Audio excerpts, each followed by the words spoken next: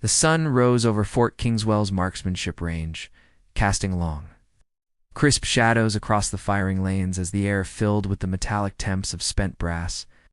Lieutenant Aria Dalton approached a line of male soldiers preparing for long-range drills.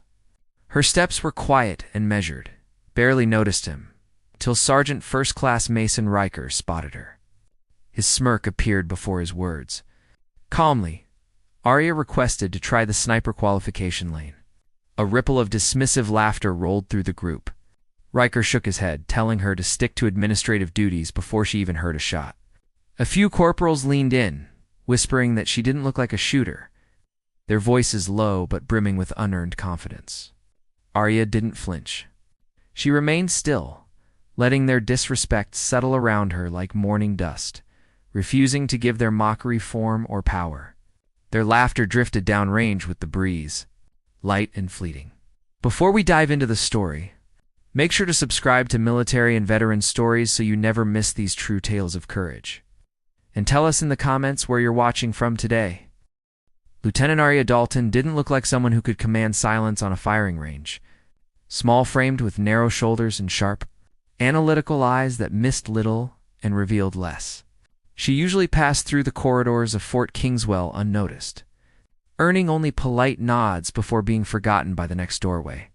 Her role didn't help assumptions on paper. She was a forward observer in the battalion fire cell, the kind of officer associated with maps, grids, and call for fire paperwork rather than dust, recoil, or scorch marks on steel. She was the one called when coordinates needed verification, not when a legend behind a rifle was required. That understated reputation cloaked her like a quiet, invisible shroud. Yet on training days, Aria arrived at the firing lines earlier than necessary.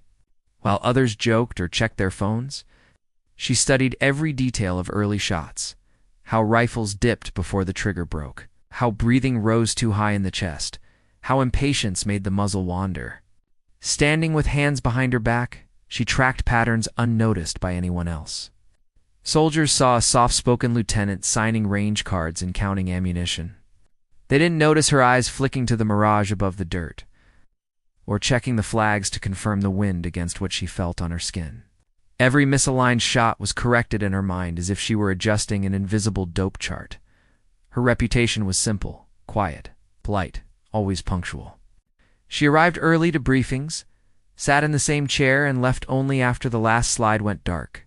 She listened, took notes, and faded into the background before the coffee cooled. That was enough for most to think they knew her. Some enlisted joked she was the paperwork lieutenant, good for grids, but little else. Their comments weren't cruel. At first they were casual assumptions from those who'd never questioned the stories they told themselves about someone. A few suggested she stay clear of the line of fire. Thinking it protective, few noticed she almost never rolled up her sleeves, even in the desert heat. Beneath the fabric of her left forearm, faint shape sometimes ghosted in sunlight a small design, a line of ink, but it was never fully revealed. Sergeant First Class Mason Riker, by contrast, was her opposite. Broad, confident from multiple combat tours, the voice that carried across the range, he commanded respect and laughter alike. Years of instruction had sharpened both his ego and his marksmanship. To him, Aria was another officer suited for maps, not rifles. Corporal Ethan Briggs, orbiting around Riker like a loyal echo, leaned into mockery faster than he might have alone, eager to share the sergeant's spotlight. Staff Sergeant Colton Ward, quieter and observant, recognized that confidence didn't always equal competence. When Aria stepped onto the range, Ward didn't smirk. He simply watched. Aria felt every gaze as she moved along the gravel to the benches. Though her expression remained calm, unhurried, she had long ago learned that silence let people fill in their own assumptions' naivety. Weakness, innocent, and it didn't change who she was or where her hands had been. Memories of Montana-wide, dope-in fields, wind-tossed ridges. Her father teaching her the unforgiving ways of the rifle and when lived just beneath her calm exterior.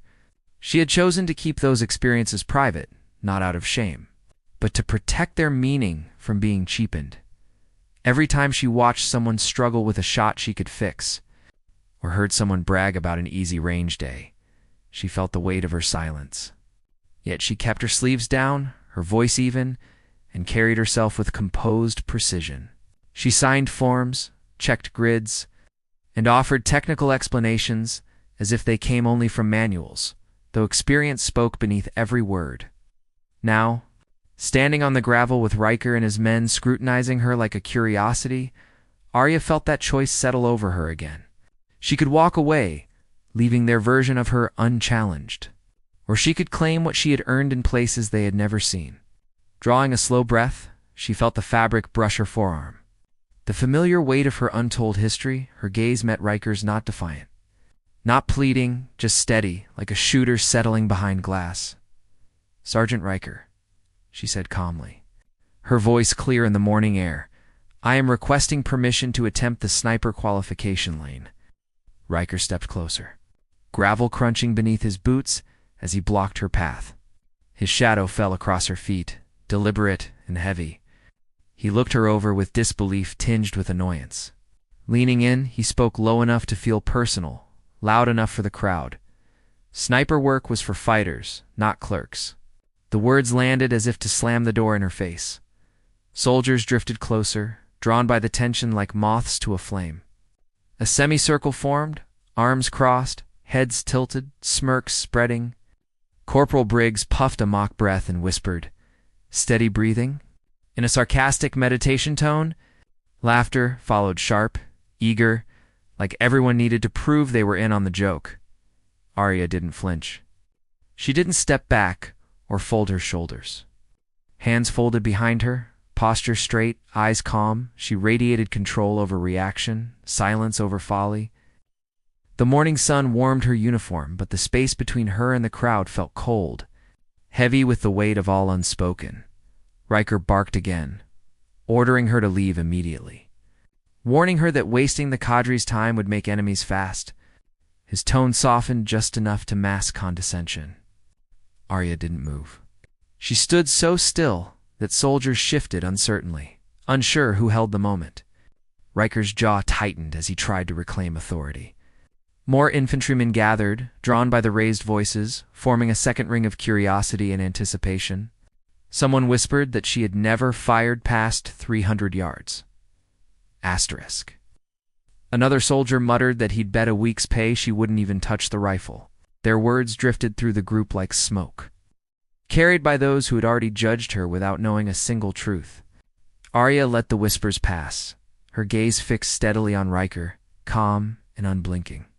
She waited until the murmurs died down, till the crowd's attention turned fully toward her, waiting for the spectacle to unfold. Then she spoke. "Just give me one lane."